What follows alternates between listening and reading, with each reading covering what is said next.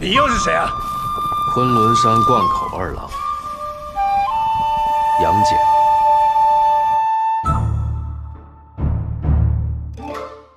Yang Jian, better known as Erlang Shen, is one of the most influential and top-tier cool deities in Chinese mythology. His backstory is a fascinating blend of divine and human bloodlines, creating a character who is both immensely powerful and a bit of a lone wolf with a tragic past.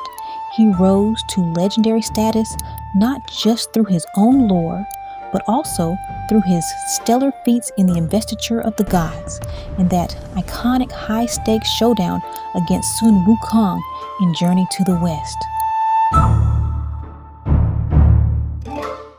The origin of Erlang Shen is quite diverse and messy, mixing various legends together. His earliest iteration is believed to be the deification of Li Erlang, the second son of Li Bing, a famous irrigation engineer during the Qin dynasty, 221 to 206 BC. The name Erlang literally translates to second son. History says Li Bing and his sons surveyed wild rivers and built the Guanjiang, a massive irrigation system that still affects today. Since Li Erlang played a huge role in taming the floods, temples dedicated to Erlang Shen began popping up in Sichuan during the Tang dynasty. By the Ming dynasty, the legend evolved into the splitting the mountain to save his mother trope. In this version, he took the surname Yang and was the nephew of the Jade Emperor. Legend has it that Yang Jian split a mountain to rescue his mother and later carried a mountain to drive the sun away. Afterwards, he swore brotherhood with a group of warriors at Maishan Mount and became a heroic figure devoted to vanquishing demons and evil spirits. The tragic lore of Yang Jian began when Princess Yaoji, the Jade Emperor's own sister, decided to take a vacation to the mortal realm. At the time, heaven had a strict no-dating policy for deities. Despite her high status, Yaoji couldn't resist her attraction to handsome men energy when she met Yang Tianyu, a kind and humble mortal scholar. They wove a passionate romance, completely ignoring the divine versus mortal boundary. Yaoji ditched her luxury life in heaven to build a cozy home with her husband, eventually having 3 children, with Yang Jian being the second son. However, their happiness was a red flag for the strict heavenly laws. To protect his royal authority, the Jade Emperor went full villain mode and sent heavenly armies to eliminate his sister's family. In the chaos, Yang Tianyu and the eldest son were killed. Yaoji was captured and imprisoned forever under Mount Tao, a giant mountain sealed with high-level magic so she would never see the sun again. Yang Jian, just a kid at the time, had to run for his life while carrying the weight of trauma and hatred. Luckily, he was scouted by Master Yuding, one of the 12 Golden Immortals. At the Golden Mist Cave on Mount Jade Spring, Yang Jian went into grind mode. He didn't just develop an invincible diamond body, he also mastered the 72 earthly transformations and opened his celestial eye, the third eye on his forehead. This eye is basically a cheat code. It sees through all illusions and fires a divine beam that can delete demons instantly. When his divine powers had fully matured, Yang Jian advanced toward Mount Taoshan, wielding a divine axe he had borrowed.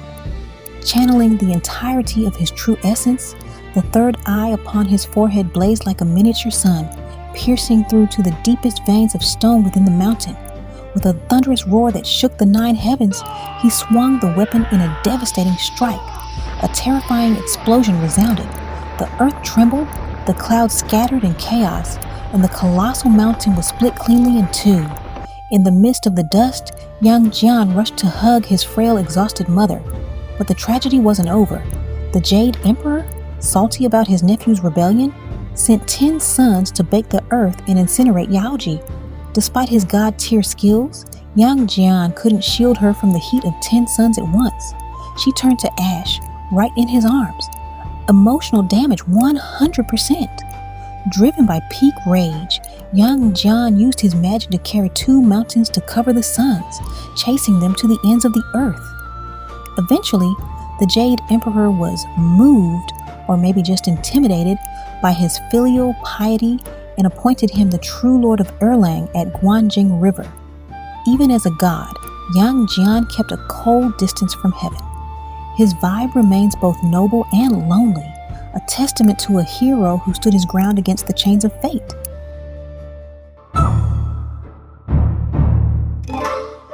The visual depiction of Erlang Shen is remarkably consistent throughout history. A towering deity with a face that is both refined and otherworldly, think phoenix eyes and dragon eyebrow, paired with ivory teeth and crimson lips, truly the visual of the heavenly realm. His arsenal is equally iconic. He wields the three-pointed double-edged lance, originally a three-headed flood dragon in disguise. For accessories, he rocks earrings, a bow and arrow always at his waist, curved like a crescent moon, and a hat adorned with 3 mountain peaks and phoenix motifs. He finishes the look with a golden cloak and a belt embellished with 8 types of precious jewels. However, the real main character feature is the third eye on his forehead. This isn't just for show, it's a wisdom eye with the power to see through any illusion. In a world full of fake news and shape-shifting demons, his eye exposes the absolute truth of the universe. From a theological perspective, it represents the state of an arhat, being selfless and unattached, transcending the cycle of life and death, and breaking free from the matrix of the mortal mind. This feature likely originated from the eye worship cults of the ancient Shu people, modern-day Sichuan, who used to tattoo or scar an eye-shaped mark on their foreheads. When Erlang Shen transitioned from a local hero to a major Taoist deity, the third eye became his permanent signature look. And we can't forget his ride-or-die companion, Xiao Tian Quan. Usually depicted as a sleek black hound, this good boy is Yang Jian's most loyal enforcer in hunting demons. Legend says Yang Jian rescued him as a stray when he was still immortal. He chose to take the dog along on his cultivation journey, teaching him magic so they could become immortal together. Talk about loyalty goals. Their bond is so strong that most temples dedicated to Erlang Shen also have a spot for his faithful pup. In the world of Investiture of the Gods, Yang Jian is the ultimate carry of the Zhou army. As the star pupil of Master Yuding, he doesn't just rely on his raw power, he's a strategic genius who basically has a galaxy brain approach to warfare. While other generals often get clapped because they rely too much on their magical artifacts, Yang Jian wins through sheer intellect and his mastery of the 72 earthly transformation, 8-9 mysteries. His highlights include the ultimate heist. He famously bamboozled Mo Li Hong to steal the Chaos Umbrella, effectively neutralizing the threat of the 4 heavenly kings. The medic. Whenever the army was hit by magical plagues or toxins from villains like Lu Yue or Yu Dai, Yang Jian was the one to find the cheat code, the cure, and flip the script. The boss fight. His peak performance was the battle against Yuan Hong, a white ape demon who also knew the 72 transformations. It was a legendary shape-shifting duel that paved the way for the final push toward Zhaoge. By the end of the war, he was titled True Lord of Qingyuan Miaodao. Most importantly, he achieved the rare feat of deification in the flesh, meaning he ascended to godhood while still alive, skipping the whole dying in battle requirement. Absolute legend behavior. 贫僧保举一员，是哪一位？灌江口二郎真君。 In Journey to the West, Yang Jian, often addressed as Erlang Shen, doesn't appear in every chapter, but whenever he shows up, he leaves a massive impression as a proud, righteous war god who is the only one truly built different enough to go toe-to-toe with Sun Wukong. When the Monkey King was wreaking havoc in heaven, leaving 100,000 celestial soldiers and great deities feeling absolutely helpless, Guanyin Bodhisattva recommended Erlang Shen for the job. Unlike other gods, Yang Jian had a rocky relationship with his uncle, the Jade Emperor, due to the whole splitting the mountain trauma. Because of this, he didn't live in heaven, but stayed at the Guanjiang River. He famously followed a listen to orders but ignore the titles policy, basically a divine freelancer with zero interest in office politics. After receiving the call, he rode the clouds straight to Flower Fruit Mountain and shouted out Sun Wukong for a 1-versus-1 solo match. Our monkey wasn't about to back down, and the two immediately locked into an epic high-stakes duel. This was a legendary showcase of the 72 transformations. It was like a high-speed game of rock, paper, scissors. When Wukong turned into a sparrow, Yang Jian became a hawk. When Wukong dived as a fish, Yang Jian became a kingfisher. At one point, Wukong tried to glitch the system by turning into a temple, but he didn't know what to do with his tail, so he just turned it into a flagpole.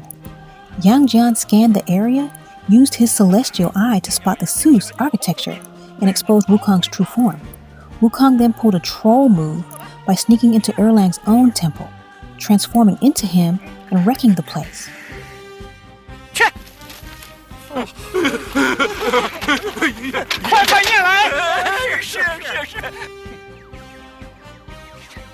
The two kept throwing hands until Taishang Lao Jun intervened by dropping a divine ring straight at Wukong's head while he wasn't looking.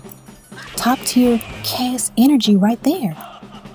Later, when Tang Senzang and his disciples encountered the 9-headed beast at the kingdom of Wuji, Yang Jian happened to be hunting nearby and stepped in to assist. Instead of harboring old grudges, he and Sun Wukong became sworn brothers, joining forces to eliminate the demon. Ultimately, Yang Jian is more than just a deity of unparalleled strength or a hero of glorious feats in the Investiture of the Gods and Journey to the West. He stands as a symbol of a deeply contradictory existence, a divinity carrying mortal blood, an enforcer of heavenly laws who was once the most tragic victim of those very regulations. Perhaps the true power of Erlang Shen lies neither in the all-seeing celestial eye nor in his 72 miraculous transformations. Rather, it resides in his prideful heart, a heart that chose solitude to preserve his filial piety and his true self. He remains the most turbulent yet most human deity in all of Eastern mythology. What impresses you most about Erlang Shen?